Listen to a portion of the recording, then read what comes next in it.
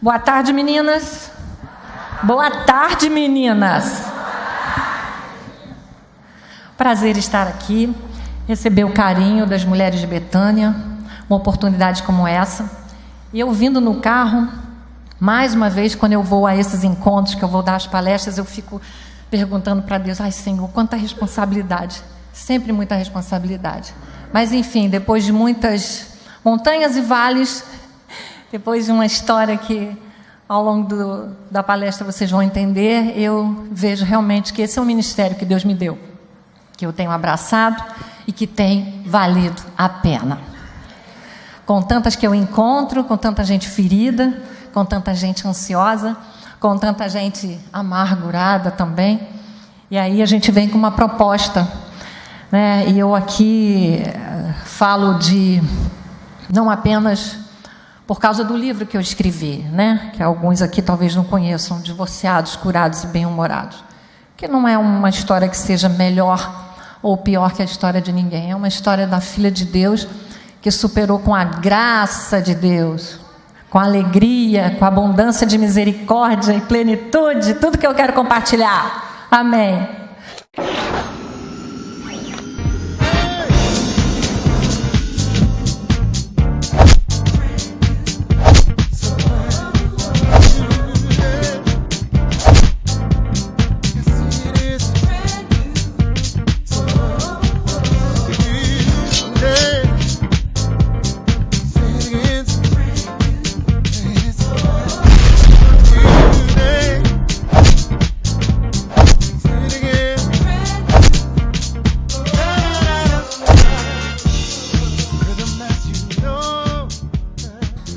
E aí, eu, diante de vocês, chego cheia de perguntas também. Acredito que muitas daqui devem ter questionamentos.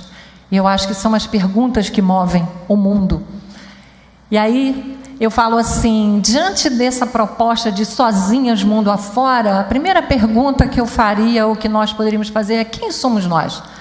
Afinal de contas, que tipo de mulheres nós somos ou nos tornamos? Nesse contexto novo, não apenas pós-moderno, dentro da sociedade, mas na nossa casa, na nossa igreja, na nossa psique muito individual. E aí a gente sabe que nós temos demandas, ansiedades, expectativas, percepções, uma identidade própria, cada uma tem sua peculiaridade, e aí fica difícil responder essas perguntas. Eu mesma acho que, diante de tantas perguntas que eu já fiz, em entrevistas que eu fiz, eu sempre tenho aquela impressão, principalmente no campo espiritual, de que nós não temos todas as perguntas para as nossas respostas. Mas eu vou fazer umas perguntinhas aqui agora, é preciso. Gostaria de saber quantas aqui são viúvas. Levante as mãos. Viúvas. Ok. Temos aí as viúvas conosco.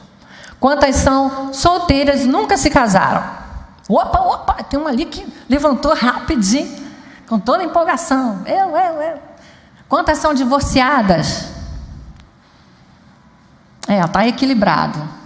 Ela também, ela está levantando com toda a empolgação, gostei. Então a gente tem, hoje, uma nova realidade. –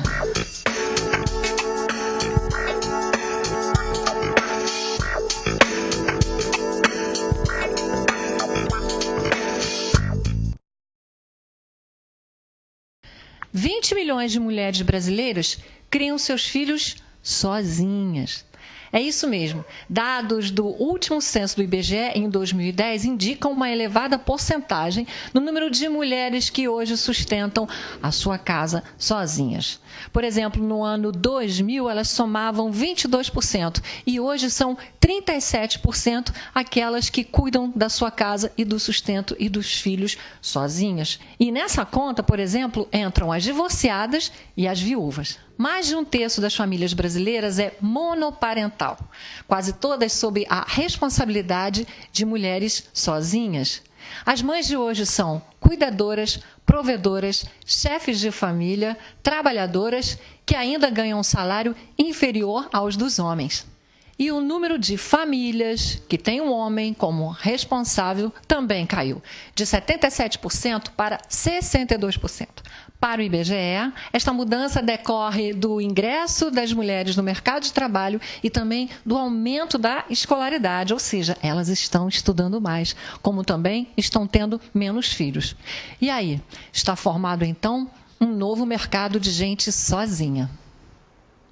Gente, eu, como toda jornalista, gosto de estatísticas, tá? Então, não reparem não, mas eu vou sempre nesse viés de documentos, de reportagens, né, do que a gente tem de realidade. E aí a gente encontra, então, uma nova estrutura familiar. Quantas aqui sustentam a casa sozinhas? Criam filhos sozinhas? Eu costumo dizer que aquelas que não têm um parceiro, né, para dividir. Então, é isso que a gente encontra. Vocês sabiam desses dados? Sabiam que tinha essa proporção? Cada vez menos homens estão monitorando, sendo responsáveis nas suas casas. Então, as mulheres estão ficando cada vez mais guerreiras, fortes, provedoras, chefes de família, e muitas cada vez mais sozinhas. Ok, mas quando eu dou a entonação do sozinhas ali, pode parecer até um pouco negativo, mas não é. Não deve ser. E a gente vai fazer essa análise aqui juntinhas. Primeiro porque com isso abriu-se um mercado, né? E o marketing faz muito uso disso. A indústria publicitária faz muito uso disso. Então, é só você ligar uma TV, você está posicionado diante da mídia, você vai ver pacotes turísticos para os sozinhos, comida para os sozinhos, apartamentos para os sozinhos. Hoje a gente tem um site que de vez em quando eu entro, que eu acho que tem umas dicas até legais, SOS Solteiros. Quem conhece? Mas então pode anotar, tem muitas dicas boas para quem mora só, para quem mora com os filhos, para as mulheres que precisam se virar. Então, nada no sentido negativo, no sentido de se aperfeiçoar. Dicas para mulheres que viajam sozinhas. Né? Quem conhece aqui aquele serviço marido de aluguel? Marido de aluguel, né? Porque é aquela pessoa profissional que vai até a sua casa e ali ele faz todos os serviços técnicos de eletricista, de mecânico, de bombeiro e tudo que às vezes a gente não sabe fazer. Então, o mercado se volta para isso. E eu vejo também que a reconfiguração familiar ela é outra. A gente está falando disso e pode parecer até um pouco penoso, porque a gente sabe que, diante de Deus, o bem mais importante é a família, mas não podemos ficar imunes, né, de olhos fechados, para toda essa pressão que a sociedade vive, inclusive para as uniões de casais do mesmo sexo. Então, eu estava lendo um livro de 2002, de uma socióloga chamada Elizabeth Roudinesco, que ela fala da família em desordem. Naquela época, em 2002, ela já previa uma família mutilada de uma fase pós-industrial, que ela seria pervertida em sua própria função de célula base da sociedade. Ou seja, ela perderia os seus valores com todas essas implicações, esses desdobramentos que a sociedade vai impondo. Tanto que o Código Civil, muitas vezes, se altera, né? Existem hoje a guarda compartilhada, o divórcio muda e outras coisas mudam, tudo isso em decorrência dessa mutação na sociedade. E aí a próxima pergunta que eu faria, né, entre tantas que eu gosto de fazer, o que o Evangelho tem a ver com tudo isso? Né? Por que nós estamos aqui e clamamos a Deus cura, clamamos a Deus felicidade, né, sucesso para a nossa vida afetiva, né, respostas para algumas coisas que a gente não tem controle. Então, o que Deus tem a ver com tudo isso? Tudo, né? Porque a essência do Evangelho é amar e é se doar. Amar uns aos outros, suportai-vos uns aos outros. E isso é uma coisa assim, muito complexa, muitas vezes, porque a gente não tem ideia da profundidade, da necessidade de que Deus seja o provedor primeiro desse amor para que a gente possa amar o outro. Então, eu acho que o que traz a verdadeira felicidade num mundo que faz tantas campanhas, né? Tanto espetáculo sobre como ser feliz, é você, em primeiro lugar, conhecer quem é você, quem é o outro e quem é Deus. Né? E o Evangelho, ele dá essa potencialidade, ele traz esse caminho, né? Porque é você se enchendo do amor de Deus que você consegue fazer esse caminho de suportar o outro. Aí você vai entender por que eu estou falando isso. Aliás, o que eu estou falando pode parecer óbvio. Eu digo isso no meu livro, olha, tudo que eu falo não é novidade. Ela não está falando nada de novo, ora, não está falando nada de espetacular. Porque muitas vezes a gente não sabe trabalhar com o óbvio. Né? O óbvio fica assim, quietinho lá no canto. É muito óbvio, mas e aí? E aí eu lembro do Cristóvão Colombo, não sei quem sabe, quando ele voltou da descoberta dele, sentou lá num banquete com os amigos e todo mundo começou a questioná-lo. Mas olha só, outra pessoa não seria capaz de fazer isso? Acho que sim. Então vamos fazer um teste aqui? Peguem um ovo e façam o quê? Coloquem o ovo de pé. Consegue botar o ovo de pé? E um tenta daqui, tenta dali, e ninguém conseguiu colocar o ovo de pé. E ele foi lá, pum, bateu com um ovo, né, quebrou a base e colocou o ovo de pé. Então ele disse, parece óbvio, mas ninguém fez. Ninguém teve ideia, né? Ninguém foi lá. Então a gente faz a mesma coisa. A gente repete, lê a Bíblia, ora, vai nas palestras e fala com uma amiga, e conversa com um, e conversa com outro, e tudo é muito óbvio, mas a gente não faz. Ou a gente não permite que isso aconteça na vida da gente.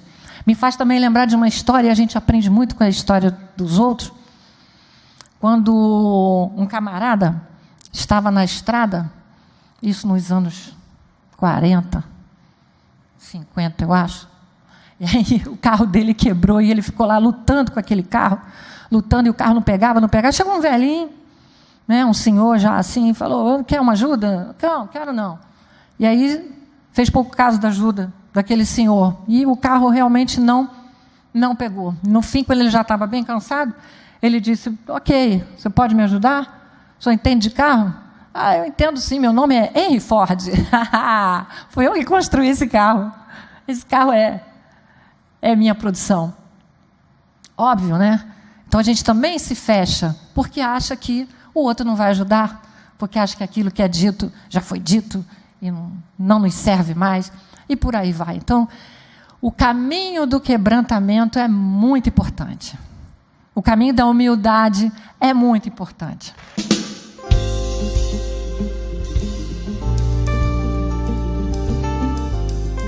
Ok, você faz as suas escolhas, né? Deus dá o livre-arbítrio, e aí é bacana isso.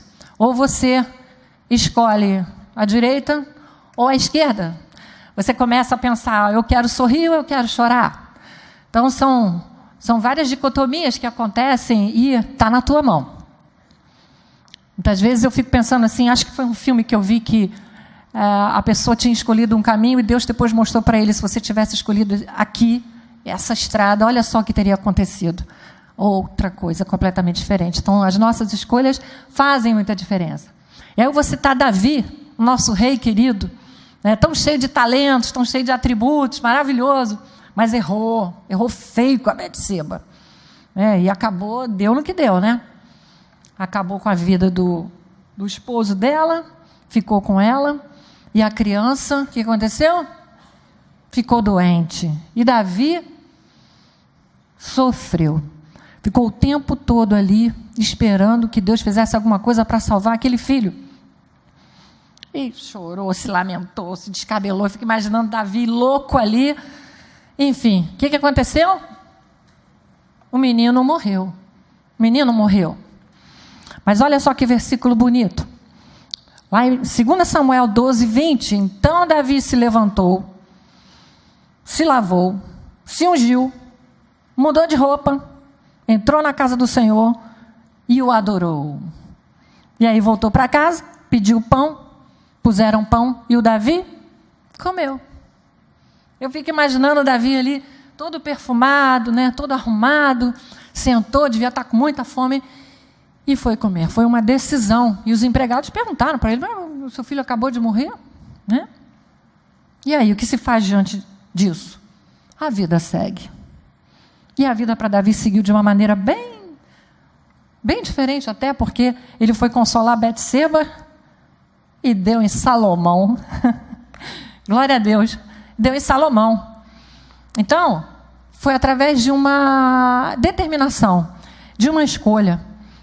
Nós fazemos as nossas escolhas. Seja diante do nosso estado civil de solteira, seja do nosso estado civil de divorciada, seja diante do nosso estado civil de viúva ou casada, não importa. A responsabilidade é com você mesma. Eu lembro do filme Um Sonho de Liberdade. Não sei quem aqui já assistiu. Tem uma fala muito interessante. Ele, dentro da prisão, ficou preso por 25 anos, injustamente, mas lá dentro ele teve tantas estratégias positivas que o amigo dele virou e falou assim: mas como que você reage dessa forma? A resposta dele: eu tenho duas escolhas. Ou eu escolho viver, ou eu escolho morrer. Meninas, vamos escolher viver. Vamos escolher viver. A gente não pode pensar que os infortúnios, que os desencontros, que os desafetos, que as coisas que a gente não tem controle, nós não temos controle sobre o outro, sobre o que acontece. A gente tem sim é que reagir de uma forma diferenciada, e isso não pode ser só óbvio. Isso precisa ser ato, atitude e ação. Você pode escolher entre ser a protagonista corajosa da sua história, né, ou você ser a vítima. Aquela que, ai, perdi, ai, não tenho, ai, acabou, ai, não encontrei, ui, e por aí segue.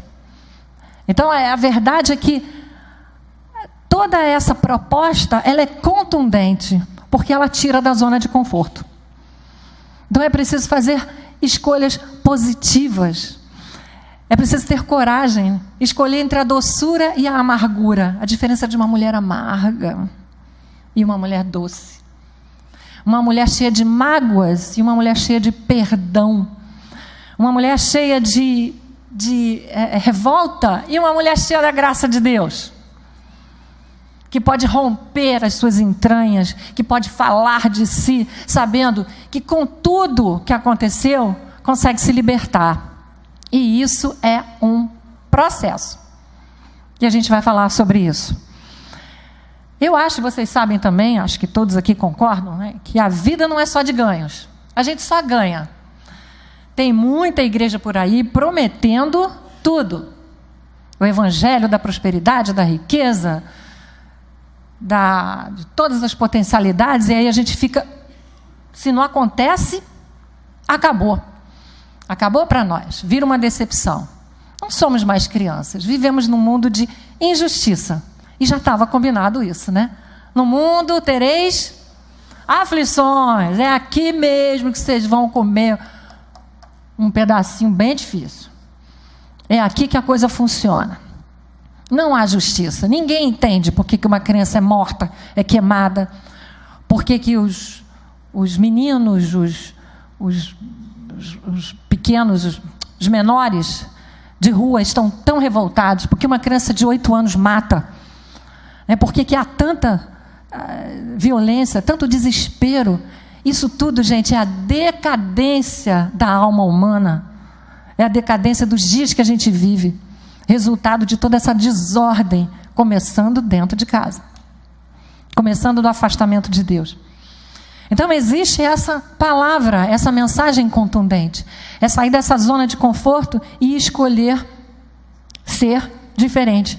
Porque, olha só, é o sofrimento que traz para a gente lucros maravilhosos. Porque se eu não tivesse sofrido, eu não estaria aqui. Eu teria o quê para falar? São etapas que nos dão um aperfeiçoamento inigualável. Um upgrade invejável.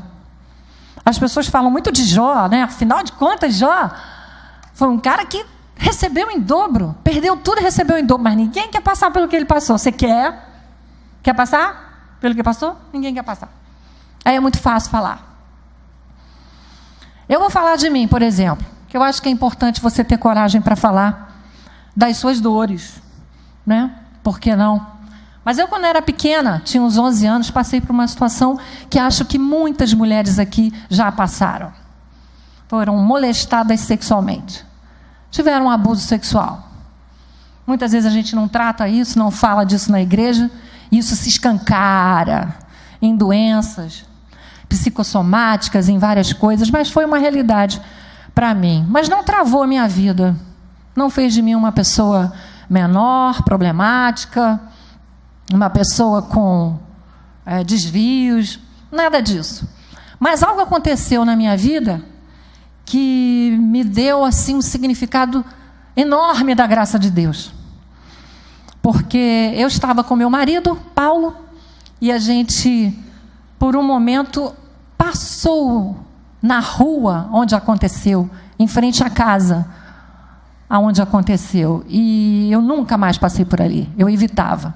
Mas quando eu passei com ele e disse daquela situação, exatamente o ponto, ele segurou minha mão forte, apertou minha mão e falou assim: meu amor, pensa numa coisa, você hoje está casada, bem casada, você hoje tem seus filhos, seu lar, seu marido que cuida de você, está passando bem aqui na frente da calçada e ele está morto. Ele morreu, e de câncer, e você está viva, escolha viver. Glória a Deus por isso. Foi o melhor presente que Papai do Céu podia ter me dado, né? Vindo assim, de uma maneira tão simbólica, né? Você está acima disso. Deus já fez o que precisava fazer. Então eu acho que a gente precisa aprender a desvirar algumas situações. Eu trouxe aqui um quadro. Está lá na minha casa esse quadro, olha. Ele é de ouro preto. Alguém identifica? Então é um quadro que eu gosto muito. Aqui, levantar. É que ele é pesado. Então eu gosto muito desse quadro. Eu trouxe por quê? Porque é bom olhar para esse quadro. É gostoso. Eu tive nessa rua. Então faz parte da minha história. Mas eu poderia pendurar o quadro assim. Eu poderia usar dessa forma o quadro. E fazer com que essa paisagem não existisse. Mas isso é tão simples, né? Tão óbvio. Não é. Não é. A gente pendura o quadro do lado ao contrário. E aí começa a utilizar um subterfúgio, uma fuga ou qualquer tipo de comportamento para justificar que a melhor visão é o oposto do quadro. Então, sofri, não tenho. E várias demandas, e isso tudo vai causando feridas. São aquelas feridas que precisam ser tratadas. E a gente, às vezes, por não enxergar o óbvio de uma maneira diferenciada, não consegue tratar isso de forma completa. Então, a vivência da dor nos faz capazes, sim, nos faz melhores. Eu costumo falar nas minhas palestras, quando eu falo para divorciadas, eu digo assim: o divórcio não pode fazer de vocês pessoas piores. Pessoas melhores, sim. Ninguém pode sair de uma dor, de uma perda, de um caos pior, gente. Tem que vir sair disso tudo melhor. Até porque nós somos referência. Você se torna modelo, você se torna farol, você se torna uma pessoa observada, as pessoas te observam. Isso faz muita diferença. Eu tenho uma amiga muito querida, que ela sofreu 2 danos. Não sei se alguém conhece Nancy Duzilek. Ela está no meu livro, ela deu esse depoimento, eu posso falar. A Nancy era casada há mais de 20 anos. E aí, num determinado momento, de repente, ela soube que estava sendo traída por uma moça. E aí aconteceu também que a moça estava esperando um filho, um neném. Então isso desmantelou toda uma família. Isso trouxe danos para os filhos, para a autoimagem, blá, blá, blá, blá, blá.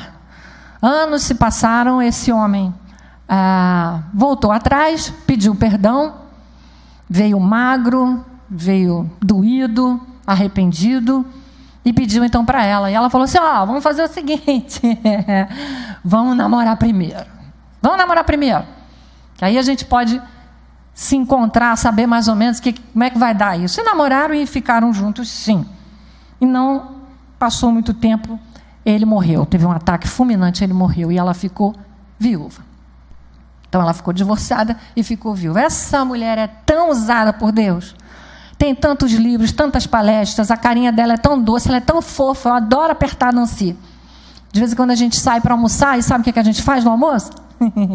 A gente ri. A gente ri muito, porque eu sou... gosto de dar risada, sou bem-humorada e ela também, então junta a fome com a vontade de comer. Então eu acho que a gente tem que lembrar também, que é óbvio, que a paz de Deus excede todo entendimento. Mas que paz é essa que excede a nossa capacidade de entender alguma coisa? Ninguém entende por que o marido morreu. Ninguém entende por que o marido se foi. Ninguém entende por que eu não encontrei a minha outra metade. Ninguém entende. Mas a paz de Deus, que excede todo esse nosso entendimento, essa nossa racionalidade, está acima disso tudo. É óbvio, mas a gente não faz.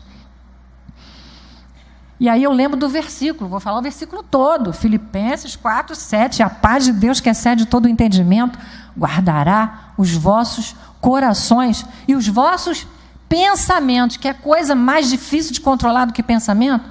Aí a gente começa com aquelas ervas daninhas, começa a pensar coisas erradas, começa a ir para o negativo, começa a ir para especulações, né? E fica cansado e não descansa na paz do Senhor. Então, passar por aflições faz parte da escola de Deus, sim. Embora Deus não queira que a gente sofra. Mas aí isso é mistério, não cabe mais a mim. Não cabe mais a mim ficar sabendo quais são os desígnios de Deus. Cabe a mim a forma como a gente reage a isso. Né? E eu digo mais, um estado civil fora do padrão. Qual é o estado civil padrão que nós temos? Fala alto. Casada. Eu sou casada. Meu marido. Meu marido. Esse é o padrão. Mas será que quando se está fora do padrão, se está fora da graça de Deus? Se está incompleto? Se está só, infeliz? O que é isso? Que corrente é essa cultural que nos leva a pensar dessa forma? Então eu acho que a paz de Deus, que excede todo entendimento, traz essa convicção de que sou amada, sou querida, sou importante, sou linda. Opa! Sou alguém de valor, sou alguém que pode muito. O meu exemplo de perda pode transformar vidas. Isso só acontece quando a gente começa a sair da zona de conforto.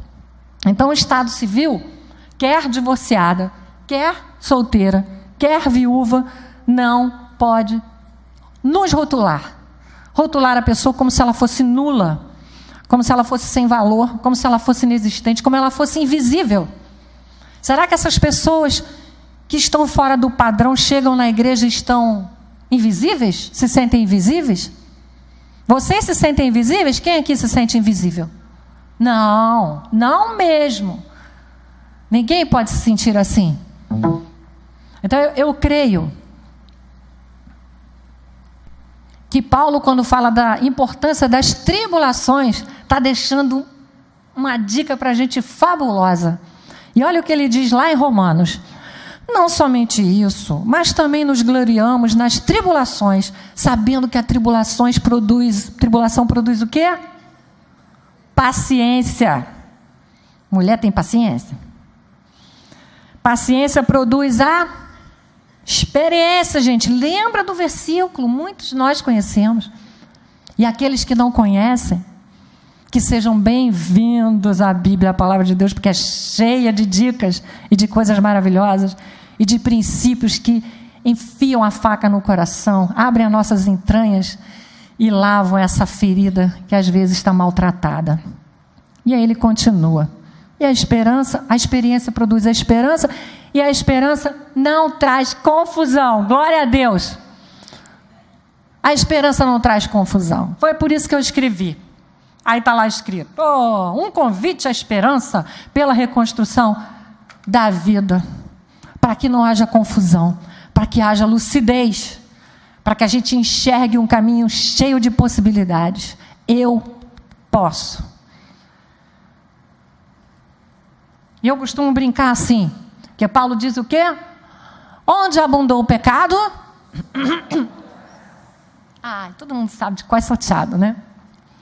E aí eu faço uma paráfrase sempre. Onde abundou a decepção, superabundou a graça de Deus. Onde abundou a frustração, superabundou a graça de Deus. Onde abundou a tristeza, a traição, o abandono, a morte, superabundou a graça de Deus. Isso é vida, isso é escolher a vida. Isso é ser responsável pela sua própria identidade, pelos seus próprios passos, é caminhar em pé, erguer a cabeça e saber que o mundo é esse. E que Deus vai fazer com isso? Caramba, Deus pode fazer muita coisa, né? E aí eu digo outra opção que pode ser feita. E essa tem muito a ver comigo e com o livro. Optar pelo bom humor, gente. Quem gosta de bom humor? Quem gosta de rir, de estar alegre? Todos nós gostamos. É claro que eu não vim aqui para fazer cosquinha em vocês. A proposta não é essa. Mas nos tornarmos mais leves, rirmos das nossas mazelas, rirmos de nós mesmas. Muitas vezes a gente faz tanta picuinha com a gente, tanta maldade, né? Eu sou solitária, eu sou feia, eu já estou embarangada, eu estou encalhada, eu estou isso, eu estou aquilo. E se trata mal. Para que fazer essa demolição? Para que isso? Quem ganha com isso? Você até afasta os passarinhos e as borboletas, Então eu acho importante esse grito, esse clamor de que eu posso sim, e posso ser bem-humorada. Mas como no meio da... Claro que não é de um dia para o outro. É claro que eu não posso cobrar isso, e dizer que existe uma fórmula. Eu vim aqui dar uma fórmula, uma pílula dourada, e a partir de hoje vocês vão sair daqui rindo, felizes e bem-humoradas. É um processo, é uma construção divina, espetacular. Você realiza um show dentro de você, porque você se torna mais leve consigo mesma. Eu vou falar uma coisa aqui, porque eu fico muito no meio da mulherada, e aí a gente troca bastante, e tem alguns episódios que são realmente muito engraçados. E aí, quando eu estava falando de bom humor, de desafios, teve uma das meninas num congresso que falou assim para mim: Virgínia, olha só, aconteceu uma coisa comigo, foi tão interessante. Eu fui fazer um exame, uma ultrassonografia vaginal, ok? E ela foi tranquila, muito tranquila. Ela estava separada, já tinha uns 2 anos, e estava sozinha, quietinha, estava bem, E ok, bacana. Mas quando ela chegou lá, não avisaram para ela que em pleno sábado pela manhã, quem ia fazer o exame dela? Um homem, um médico. Um médico. E olha que situação constrangedora. Ela falou: não acredito nisso. Eu não acredito que eu, quietinha no meu canto, não estou pensando nada, não quero nada com ninguém, Papai do Céu sabe da minha luta. E entra aquele médico bonito, quem já fez o exame sabe, pegou aquele aparelho, passou o gel e cumpriu a tarefa dele como médico. Mas quando ela saiu de lá, ela disse que ela saiu rindo de si mesma. Ela falou: Senhor, mas que ironia é essa, hein? Como é que o Senhor faz isso comigo? Então, a partir daquele momento, aquela mulher começou a se tornar mais leve com ela mesma. Ela poderia ter tomado uma atitude: caramba, hein? Que azarenta que eu sou, hein?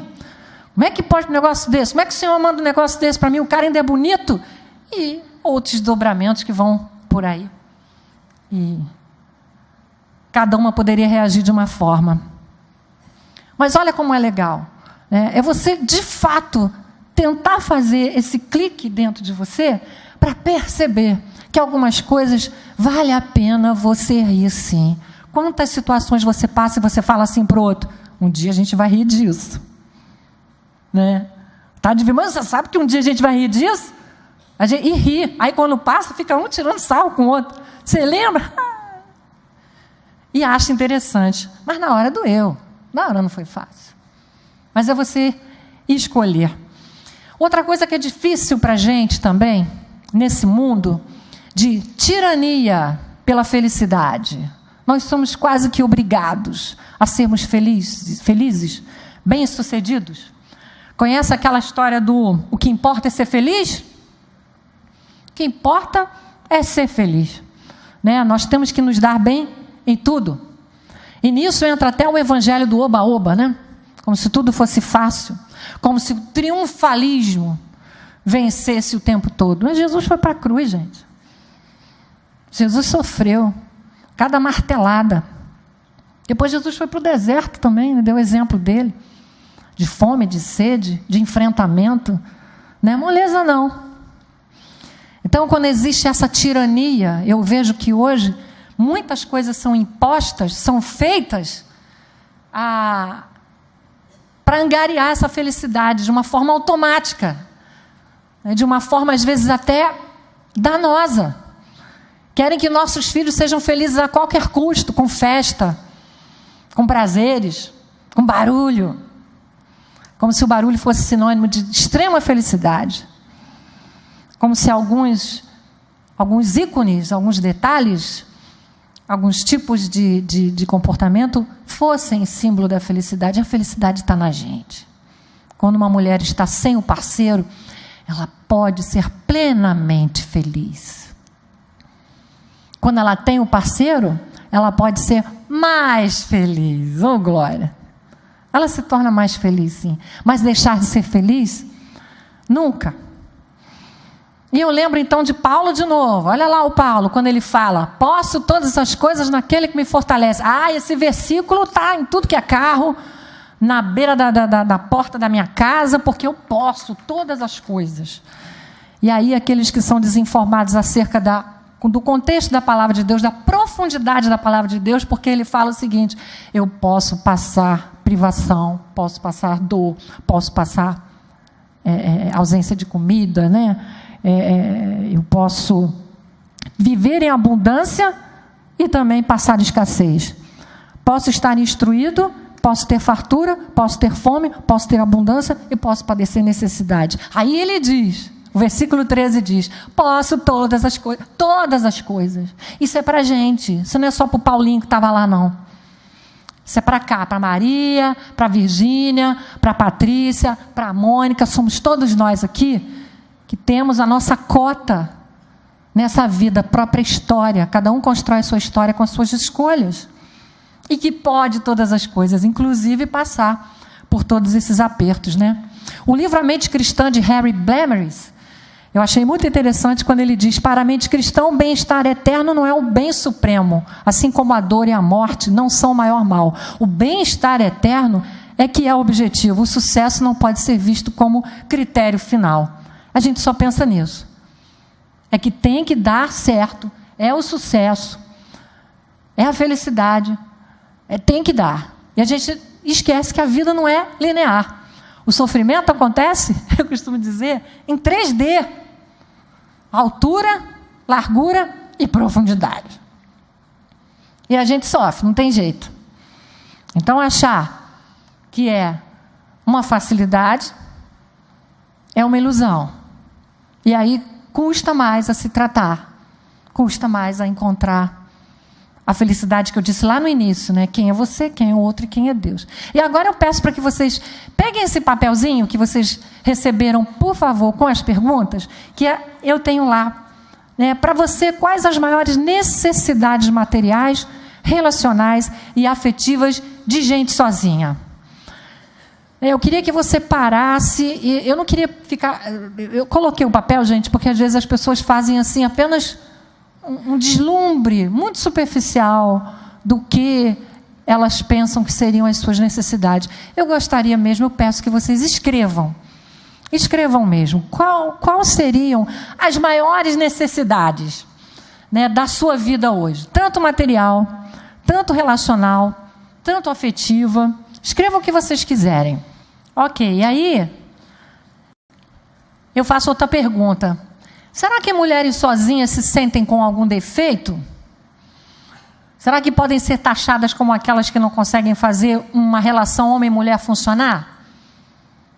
Eu já tive amigas que falaram isso. Eu estava em tal lugar e aí olham para mim como se eu não fosse capaz de ter um relacionamento. Olham para mim como se eu não fosse capaz de ter uma relação abençoada. Enfim, é muita especulação, né? E aí eu acho que vem um grito, né, muito grande dentro de cada uma aqui, né? Seja solteira, divorciada ou viúva. Não me sinto incompleta, jamais. Ignorada, jamais. Discriminada, jamais. Nada disso. Me sinto inserida. Eu queria falar com as solteiras, porque muitas vezes elas são chamadas de encalhadas. Alguém lembra disso? Não, nunca ouviram? Uma vez meu pastor falou, é o grupo das encalhadas. Que maravilha, pastor. Obrigada. Então, eu estava vendo uma pesquisa, de novo, né? Eu vou para cima das pesquisas, de uma doutora em Ciências Sociais, a Eliane Gonçalves, que ela apresentou um trabalho na Unicamp em 2007, explorando como que são construídas as noções de mulheres sozinhas no Brasil contemporâneo. Eu vou ler para vocês. A mulher encalhada é uma ficção como a solteirona, perpetuada pela literatura desde o século XVIII. Sempre houve mulheres que não se casaram nem foram mães. Segundo ela, cada sociedade em seu tempo produziu metáforas e símbolos que a encarnavam. A santa, a virgem pura, a histérica, a vadia, a libertária, a emancipada, a encalhada, a mal-amada, a resignada, a religiosa fervorosa, a vingativa, a amarga, a bondosa, a caridosa. Sempre encarnando esses ícones, né, essas simbologias de uma forma negativa. Raramente essas mulheres solteiras foram retratadas de modo respeitoso, que pudesse revelar qualquer riqueza de sua biografia. Hoje, segundo ela, para essas mulheres, o local onde agora vivem sozinhas recria a ideia da intimidade, tradicionalmente associadas apenas ao casal ou à família. A mulher sozinha reencontra-se consigo mesma, faz laço consigo mesma. A casa é sinônimo de refúgio, de reabastecimento e de nutrição. A solidão é desejada para equilibrar a intensidade e a agitação do mundo externo. Aquela solidão tão temida. Esse novo tipo de intimidade, eu comigo mesma, possui um significado que contesta o valor negativo da solidão, como isolamento e fracasso pela ausência do par. Alguém se identifica? Porque eu vejo mulheres sozinhas campeãs. Isso aí, sozinhas campeões, o tempo todo. Existem milhares de exemplos de mulheres que estão trabalhando. Qual foi ali a avaliação do IBGE? Em decorrência de que elas estudam mais, estão no mercado de trabalho. Existe uma proeminência maior de suas qualificações e de seu potencial. Então, ao invés de estar encharcada de lamúrias, ela está encharcada de vitória. Ela sabe que consegue. Ela sabe que tem mais tempo. Ela sabe que ela pode viabilizar milhares de coisas. Então, são mulheres campeões. E eu, talvez por ser jornalista, não sou psicóloga, né, não tenho essa qualificação, muito menos a pretensão, mas na infinita experiência como jornalista, com tantas matérias, com tantas entrevistas, e depois com um livro com tantas experiências, convivências com mulheres, eu posso dizer, eu queria muito, muito que tudo isso reverberasse, que essa pecha, que essa estigma caísse abaixo, que mulheres fossem vistas de uma maneira diferente quando não estão acompanhadas. As viúvas, da mesma forma, são tidas com tanto carinho na Bíblia. A Bíblia tem inúmeros versículos. Eu estava estudando sobre viuvez e eu falei, gente, é muito rico, amplamente diversificado, os inúmeros exemplos, e sempre a ordenança maior: cuidem das suas viúvas, cuidem delas, seja em que idade estiver. Uma mulher que perdeu o marido nova, eu já conheci uma viúva, uma colega lá em Campinas, perdeu o marido com 4 filhos, e ela tinha 30 anos, e não esmoreceu. Aquele rostinho dela ficou magro por um tempo. Depois eu reencontrei a Mônica, minha querida amiga, marido pastor, um cara que era amado por muitas pessoas, e ela disse assim: eu não entendo, mas Deus sabe o que faz. Vou seguir a minha vida, vou ser exemplo para os meus filhos, vou deixar essa mágoa, essa tristeza, essa solidão cair por terra. Aqui jaz, ela disse para mim, aqui jaz a Mônica perdedora, e aqui floresce a Mônica, para a glória de Deus. A Mônica se casou de novo. Mas são histórias, cada um com a sua. Então é importante você ter um olhar diferenciado para as viúvas, não com aquela compaixão, como se simplesmente perder alguém pela morte fosse menos doloroso do que perder alguém pela traição, por exemplo. Cada um sabe de si, cada um sabe o que vai no seu coração, como aquela dor repercute. E Papai do Céu dá para a gente na medida em que a gente aguenta.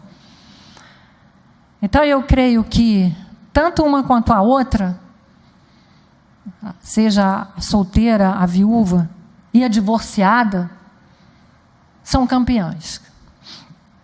E a divorciada, ela sofre mais ainda, né? Porque ninguém sabe a razão. Não sabe por que se separou, não sabe por que foi embora, porque ela foi embora. Aí começa a vir as especulações sobre a Bíblia, sobre o novo casamento, sobre se pode, se não pode, é uma polêmica. E a alma dessa pessoa, como é que se reconstrói? Né? Então precisa sim sair da zona de conforto e o que passou, passou, e vamos para frente. Sabemos sim que na época em que vivemos, naquela decadência que eu falei, e o divórcio é consequência disso, né? É uma realidade, ele não é o ideal. Nunca foi para Deus. Para Deus é família, é a Trindade, Deus Pai, Deus Filho, Deus Espírito Santo. Da mesma forma, nós deveríamos estar assim, vivendo em harmonia no nosso lar. Mas aí vem todos aqueles abalos, né? Resultados desse mundo pós-moderno de estresse, de desamor, de desafeto, de falta de carinho, de falta de atenção. É a decadência humana. E agora eu vou parar um pouquinho, porque eu quero orar por esses 3 tipos de mulheres, né? Por esse estado civil que a gente tem aqui. Muitas levantaram as mãos. Senhor Jesus, eu te peço, Senhor, como instrumento teu, como filha resgatada nas tuas mãos, que agora, Pai, e sempre o Senhor seja a luz de todas essas mulheres. Não importa, Pai, o tipo de perda, não importa, meu Senhor da vida, o quanto dói, não importa o quão profundo seja essa ferida, seja para uma pessoa viúva, divorciada ou solteira, que a sua paz esteja prevalecendo, meu Pai. E que o Senhor trate dessas feridas na vida dessas mulheres, dessas pessoas, em nome de Jesus que eu oro. Ok, e no meio dessa desagregação familiar, a gente quer falar de quê? De cura, né? A Mônica bem falou aqui, a gente quer cura. As mulheres de Betânia estão aqui sempre com uma proposta de edificação. Mas a gente não sabe como é que essa cura acontece, né? Jesus também não deu aquela receitinha padrão. Naamã teve que fazer o quê? Se banhar 7 vezes. Gente, por que 7 vezes? Mas ele não questionou. São 7 vezes? Então vou lá 7 vezes. Depois Jesus apareceu, fez um cuspezinho lá na lama e pum! No olho do cego. Outra cura. Depois Jesus chegou para o paralítico de Betesda. Cai aí, vai aí agora. Desculpa. Está esperando muito tempo, pega a tua maca e vai embora. Vai embora que você já está curado. E aí entra mais um milagre de Deus. Como Deus vai operar? Como Deus vai fazer esse milagre? Como é que Deus vai agir na vida de gente tão ferida? E eu quero abrir um parênteses aqui. Gente, não é só a mulher que está ferida, não. Os homens estão muito feridos. Muito arredios. Muito desesperançosos. Muito acanhados. Então existe assim um sinal de alerta na vida das pessoas, até que querem se ajeitar no seu meio afetivo, né? E aí eu digo que existe sim reabilitação para isso. A gente não faz fisioterapia para o corpo? É chato, né? Às vezes a gente tem que fazer fisioterapia, reabilitação. Existe também a fisioterapia para a alma. Isso é preciso para a gente que está com tanta dor, com tanta deficiência de andar, que precisa de fisioterapia para a alma. Isso é um exercício diário. Vamos fazer um aqui agora? Todo mundo de pé. Vamos começar com um exercício de fisioterapia. Aí eu vou pedir para vocês o seguinte, olha. Todo mundo batendo palma para si mesma. Vamos ver o nível dessas palmas. Cada um batendo palma para si. Gostei. Uhul! Para você. Bata palma para você, pela campeã que você é. Diante de todo o estrago que foi feito, você se torna campeã. E Deus está vendo essas palmas. Isso é maravilhoso. Isso não é triunfalismo, isso é obra de Deus, que está completando a boa obra em você. Senta não. Levanta aí.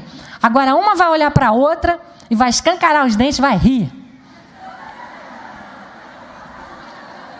É uma reabilitação. Se tiver com os músculos muito duros, precisa dar um jeito nisso. Trata de rir aí, meninos. Porque você não é invisível. Pode sentar. Você não é invisível. Você é cheia de potencialidades. Você é parte importante de tudo isso aqui.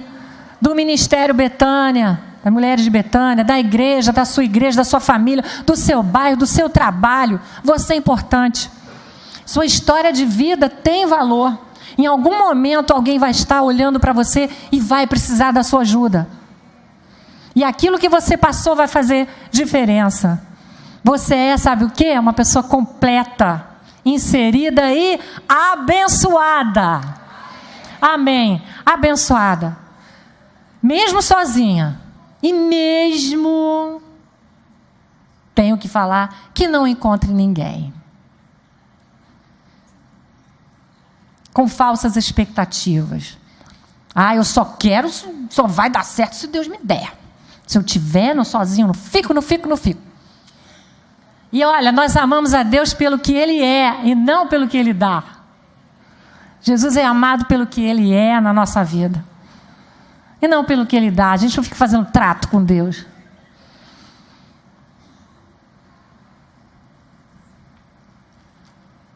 Há prós e contras de estar sozinha e de se estar acompanhada. Quantas vezes a gente está em casa, né? Tem que fazer comida para o marido, tem que chegar em casa na hora certa, tem os compromissos. Como Paulo diz de novo, aquelas que são solteiras cuidam das coisas do Senhor. E as que são casadas cuidam das coisas do marido. Uma mulher sozinha tem outras vantagens. É olhar o lado bom do quadro. E principalmente, minhas queridas, evitar levantar a bandeira do sofrimento. Porque, sem dúvida, tem gente que faz da dor um marketing. Todo mundo tem pena. Ela chama atenção porque é sofredora, é perdedora e está doendo e eu não aguento mais a minha vida. Aí se afasta. Criam-se barreiras, dificuldades e aquela dor vai tomando um aspecto de pus. Cuidado com isso. A gente sempre fala daquele versículo óbvio, que está lá em Lamentações. E a gente canta: quero trazer à memória aquilo que me dá esperança. Oh, eu quero trazer à memória. Tem que cantar isso o dia inteiro, né? Lavagem cerebral. Porque muitas vezes não dá certo, gente. Se vocês olham para mim agora e pensam que eu sou infalível por causa desse meu sorriso, vocês estão enganados. Porque às vezes eu sou chamada a atenção lá em casa e meu marido fala assim: mas vem cá.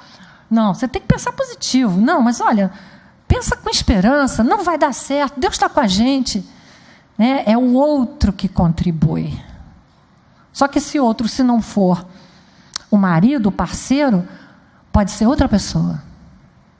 Pode ser um anjo de Deus, pode ser uma amiga, uma professora, uma mãe, alguém que você nunca viu, para te sacudir e falar: traga à memória aquilo que pode te trazer esperança. Sacode essa poeira e dá a volta por cima. Bota um sorriso nesse rosto. Sabe que a sua vida pode ser, sim, modelo, referência para muita gente. Quero lembrar também, de novo volto para a Bíblia. A Bíblia tem muito mais a favor dos que sofrem do que o oposto. As bem-aventuranças lá no monte era para quem? Não é quando Jesus subiu, pegou aquela galera toda e começou a falar: bem-aventurados os que sofrem. Bem-aventurados os que sofrem, os que choram, os mansos, os que têm fome e sede de justiça, aos misericordiosos, aos limpos de coração, aos pacificadores, aos que sofrem perseguição. Bem-aventurados. Gente, que palavra maravilhosa, óbvia. Mas não está incutida no coração. Pega isso e enfia como uma estaca dentro de você. Isso é bem-aventurança. E isso traz vida. Agora eu pego aí de novo essa listinha. Vamos para a listinha. Quais são as atitudes que podem diminuir os seus desafios como mulher sozinha? Existe alguma atitude? É para escrever, gente. Para pegar a listinha para escrever. Existem atitudes realmente que possam ser confrontadoras, desafiadoras, para que você se sinta melhor como mulher só?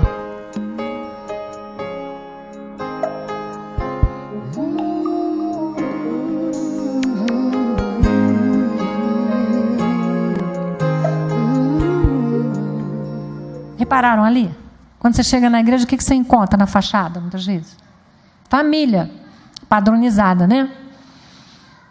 E algumas queixas que eu escuto de pessoas quando vão a esses encontros é que eu não tenho essa família.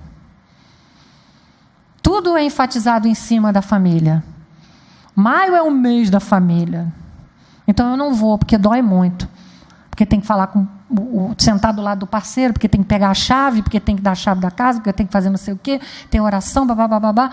E a pessoa se sente excluída. Não. Joga fora esse pensamento. A igreja só quer levantar essa bandeira que tem sido destruída, desqualificada.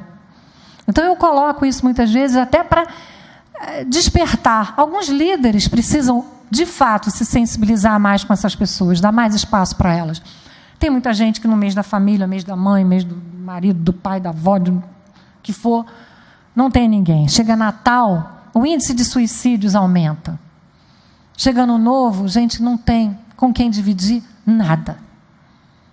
Então essa é uma realidade que a gente precisa superar. Isso não pode ser barreira, nunca, jamais. Vai lá e contribui, vai lá e seja parte dessa família. Você com seus filhos é uma família. Você sem filhos é uma família. Você tem a sua família nuclear, você pode ter a sua mãe, seu pai, você pode ter o seu irmão. A vida continua.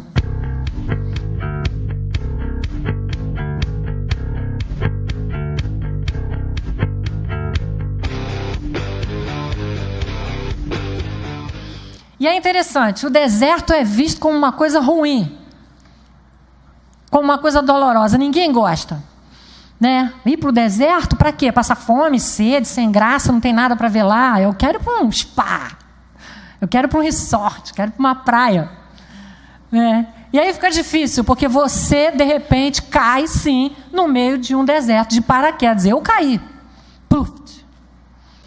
Falei, e agora? Está sozinha e faz o quê? Então, na verdade, é preciso olhar o deserto também com outros olhos. O deserto pode ser remédio. O deserto pode ser cura, terapia. E muitas vezes a gente está nele e se pergunta, por que eu? Por que eu? Por que não foi com a menina ali, com a outra lá, com o outro lá? Por que comigo? Os questionamentos. Lá em casa a gente brinca. A gente na mesa, na refeição, falou assim, e se Jesus aparecesse aqui, passasse aqui por nós, o que a gente faria? O que cada um faria? Meu marido na mesma hora, eu ficaria emocionado, largaria tudo, ia atrás dele, Jesus é tudo para mim, beleza. Os meus filhos adolescentes ficaram, acho que, iria e tal. Eu falei assim, não, eu pegaria o meu caderninho, cheio de perguntas, e ia atrás dele. Senhor, por quê? Por quê? Por quê? Por quê? São os questionamentos, né? E quando a gente está no deserto, a gente fica se sentindo tão sozinho, tanta coisa vem à cabeça, que a gente não sabe lidar com esses questionamentos, com todas essas demandas, né? E aí eu digo o seguinte, estar no meio do deserto pode ser um privilégio, sim. Eu vou lembrar de Saint-Exupéry. Saint-Exupéry era um aviador, Saint-Exupéry era um desenhista, e Saint-Exupéry estava na Segunda Guerra, pilotando, quando caiu no deserto. E aí ficou lá um tempo. Conta a história que ele foi resgatado, voltou e escreveu o livro O Pequeno Príncipe. E quem lê O Pequeno Príncipe aqui vai saber da referência, né? Afinal, o príncipezinho caiu do planeta e parou aonde? No deserto. E ficou lá no deserto conversando com a cobra, conversando com a raposa. E é uma lição de vida, de moral extraordinária. Saint-Exupéry escreveu o livro, que ficou famosíssimo, é um clássico. Mas Saint-Exupéry, de novo, foi pilotar e caiu, para nunca mais ser encontrado. Mas deixou lá a marca dele. Não só essa, mas ele tem dezenas de livros. Mas é legal saber disso, que o deserto foi inspiração para escrever O Pequeno Príncipe. Isso é maravilhoso, e que esse exército sirva para a gente como inspiração também. Eu uma vez fui para o deserto, estava lá atravessando, indo do Egito para Israel, dentro de um ônibus, olhei aquilo e fiquei apavorada, falei, meu Deus, não há possibilidade de vida, só tem terra, rocha, pedra, frio, de manhã é um calor danado, de noite é um frio danado, é um lugar inóspito, terrível, mas eu estava dentro do ônibus, né? Estava segura, estava numa caravana. E quando não tem ônibus, né? Não tem ônibus. E aí? Sozinha, num deserto? Sabe o que a gente precisa fazer? Adivinha? A gente vira camelo. Alguém gostaria de virar camelo? Camelinha linda! Andando por aí, feito camelo. Mas é preciso, sabe por quê? Porque o camelo tem uma potencialidade de sobrevida impressionante. O camelo, para sobreviver, ele bebe 79 litros de água por minuto. O camelo, ele tem um músculo na narina que fecha quando vem o vento. Ele fecha. Ele tem uma segunda pálpebra. Ele tem uma e tem a outra. Aquela córcova dele é gordura pura. Está sem comer, está ali. Não importa o calor que faça. O camelo sobrevive. Então, queridas, convido vocês para se tornarem camelo nessa travessia. E repito, travessia não é ponto de permanência, não. É travessia, está passando por ele. Então, se é para passar, que seja feita da melhor forma, saindo daquele piloto automático, daquela lamúria, sabe? Daquela forma de simplesmente estar o tempo todo reclamando, né? E quanto tempo a gente passa no deserto, você sabe? Não sabemos. Quisera a gente ser como José do Egito, né? Quando ele chegou lá e falou o quê? Que teríamos 7 anos de vacas gordas e vacas magras. Acabou 7 anos, está acabado. Olha que beleza. Mas nem sempre é assim. Com Jó não foi. Eu verdadeiramente não sei quanto tempo durou o sofrimento de Jó. Mas acaba. Depois da capotagem na curva, pode ter uma grande virada. Eu ainda quero lembrar uma coisa aqui, que se faça justiça também. Quem conhece a história de Jó, lembra da mulher de Jó? O que ela falou? E morre. Desiste do seu Deus e morre. Mas aí eu comecei a fazer uma análise disso também. Que mulher era essa que falou isso, né? Que momento infeliz para falar uma coisa dessa. E acontece com a gente também. As nossas palavras, a maneira da gente falar, e uma coisa impensada, e a gente diz. E pode colocar tudo a perder. Mas Jó ouviu a voz da razão, voz de Deus, e teve lá aquela polêmica toda com seus amigos. Mas veja bem, lá no final, o que aconteceu com Jó? Ele teve os filhos, né? Mais filhos, as meninas mais bonitas. Ele teve com quem?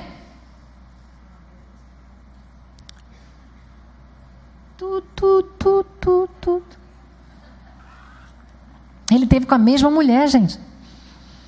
Ele teve com a mesma mulher. Foi ela que ficou com ele. Porque eu também fico pensando em Jó, problemático, sem dinheiro, doente, largado, cansado. Aquela mulher nem atividade sexual devia ter. Uma mulher que não tinha nada. E os dois ficaram juntos. Então isso é maravilhoso. É maravilhoso você também ver o outro lado da história. Mas, gente, quando você está no deserto, sabe o que acontece? Quando você está com sede, com fome, cansada, você vê miragens. Você começa a ver miragem. Você começa a ver coisas que parecem, mas não são.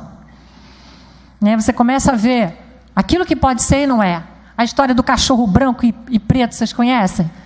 Né? Eles vão para uma briga. Vai ganhar quem? Quem você alimentar mais. Se você alimentar mais o branco, é o branco que vence. Então, o que em você mais alimenta? Para que você esteja nutrida, para numa fase desértica não ver miragens. Você se iludir com certas coisas. E aí eu falo, inclusive, de algumas propostas. Até dos novos relacionamentos. Quem não quer ter um novo relacionamento? Você vai para um site de relacionamento, e não são poucas as mulheres que entram, e lá encontram gente sozinha, querendo sair da solidão. E é um volume de miragens imenso. É um nível de perigo arrebatador. Tudo isso por causa de fragilidade, de solidão e de carência. Então, o bom é se nutrir. Faça uma boa dieta mental. Faça uma boa nutrição de si mesmo. Hoje em dia, as mulheres estão muito saradas, né? E um amigo meu, um homem, chegou a dizer assim, olha só, eu brinco porque é muito fácil colocar um bumbum, colocar um peito, se ajeitar toda. Difícil é nutrir um neurônio. Anos de estudos numa faculdade, lendo livro, refletindo, fazendo uma série de confrontações com as questões da vida. Isso leva tempo. Então, saiba discernir entre o real e o irreal. Cuide de sua fragilidade. Uma mulher sozinha não significa que está totalmente vulnerável, minimamente vulnerável. Ela não está. Tenha também cobertura espiritual para a sua vida. Seja lei de procura e não de oferta. O mercado já tem oferta demais. Seja lei de procura. Que as pessoas possam te procurar. Então, fazer o radar certo funcionar, porque às vezes a gente não faz. No meio da falta de lucidez, nessa miragem toda, a gente não usa o GPS de Deus. E o GPS de Deus faz uma diferença, porque senão a gente vai parar lá do outro lado, sem entender Muito bem. Eu gosto muito do filme Tinha que Ser Você, com a Emma Thompson, porque ali ela mostra um comportamento repetitivo. Quando ela diz assim, eu não gosto muito de você estar me propondo uma relação, porque eu já estou acostumada a ser ferida, a ser frustrada, e eu não quero sair da minha zona de conforto. Então, existem essas questões, essas coisas doentias. E aí eu vou dizer, gente, há esperança sim, há muita gente boa para ser conhecida. Muitos homens para serem conhecidos, descobertos, cheios de valores. Sabe por que existe? Porque também existe você. Você, quando olha para você, com certeza diz, eu sou uma pessoa de valor. Eu sou uma joia preciosa. Eu sou uma mulher rara, como você também existe. Um homem assim. Bom, eu devo dizer também que muitas aqui devem achar que tem o dedo podre. Alguém aqui já falou isso? É uma expressão infeliz, gente, mas muitas vezes eu tenho o dedo podre. Só escolho errado, né? As coisas só acontecem mal comigo e coitado do dedinho. Eu contraponho isso. Meu dedo é abençoado. Meu dedo é abençoado. Na verdade, eu também fui atrás da opinião de um homem, né? E aí ele disse o seguinte, olha, boa parte das mulheres tem a síndrome do príncipe encantado. Elas reclamam que só arrumam homens com problemas. É a mãe dele que não enche o saco, os filhos do primeiro casamento que atormentam, é a conta bancária que é baixa. Enfim, ele não serve. Prova disso é um raciocínio muito utilizado, olha só. Não namoro ninguém porque os bons estão casados ou viraram gays. E aí ele, com toda a propriedade de homem, o raciocínio masculino que é diferente do nosso, isso é um preconceito sobre os solteiros e uma supervalorização dos casados. Eles estão casados porque em algum momento uma mulher acordou para a vida e viu que as nuvens não eram feitas de algodão. O mundo é real. Minhas amigas às vezes falam para mim, eu não vou ficar com ninguém não, porque eu não aguento, eu quero um homem assim, assim, assim, assim, tem que ser rico, bonito, filho de boa família, tem que ter dinheiro, uma boa profissão, tem que ter uma casa própria, o carro do ano. Eu disse para ela, então, querida, você tem que esperar que uma nova raça masculina seja criada. Esse homem não existe. E aí eu fico pensando, será que nós estamos preparados? Nós, como mulheres, estamos preparadas para relacionamentos de verdade? Porque para ter um relacionamento de verdade, nós precisamos ser de verdade. Nem que isso tenha uma ajuda terapêutica com psicólogos sérios e cristãos. Por que não? Faz parte do caminho. Mas é preciso estar de verdade para encontrar alguém de verdade. Para isso você precisa de um tempo para se curar. Então, nesse caminho, e eu vou terminando, eu queria dizer o seguinte, nesse processo, pare de reclamar. Pare de reclamar, principalmente dos homens.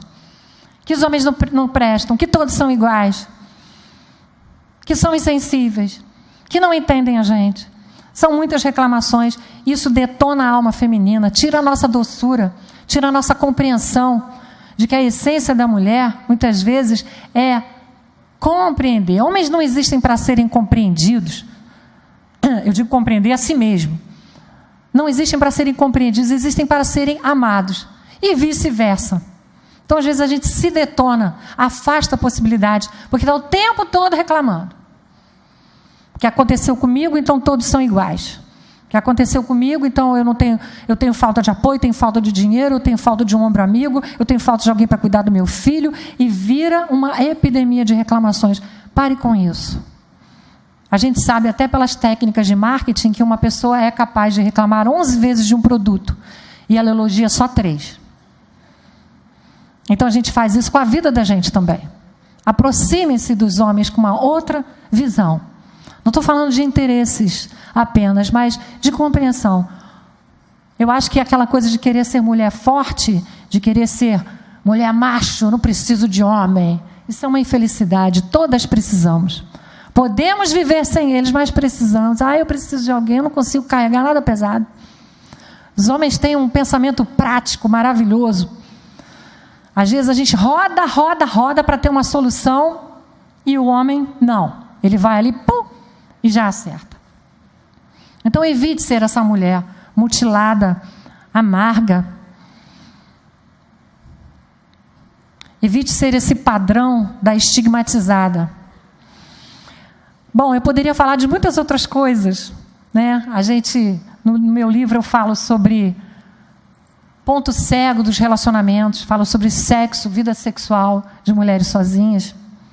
Falo da importância dos amigos. Vocês que são mulheres da Betânia devem saber da importância das amigas em toda a esfera química e psíquica da mulher, do feminino, como isso faz bem. Eu acho que nós precisamos ser saudáveis. E Deus disso tudo, Deus tem a ver com tudo isso, porque Ele é a fonte primeira do amor.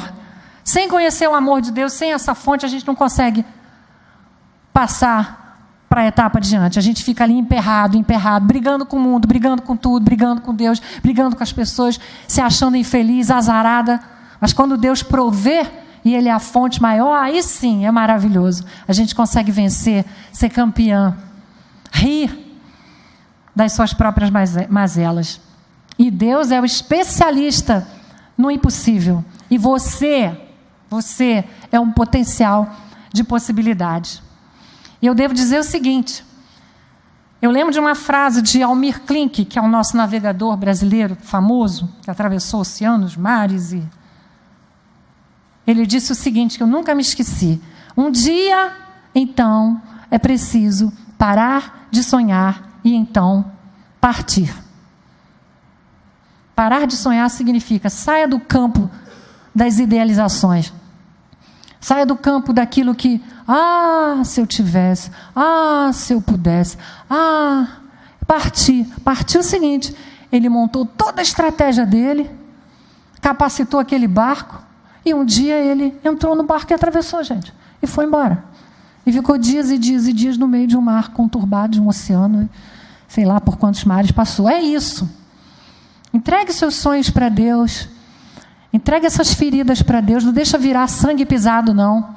Entregue essa alegria para Deus, o bom humor para Deus mexer nisso tudo e fazer do limão uma boa limonada. Que a gente tem essa capacidade. Eu hoje quero apresentar, eu não estou aqui sozinha, eu estou em família.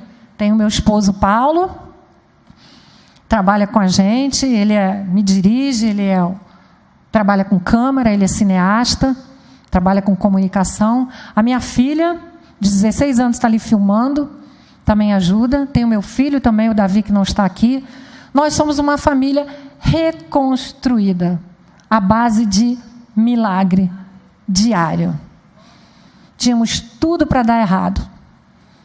Eu tinha tudo para ser amarga, para brigar, e eu cansei de querer ser Deus. Falei, eu não quero.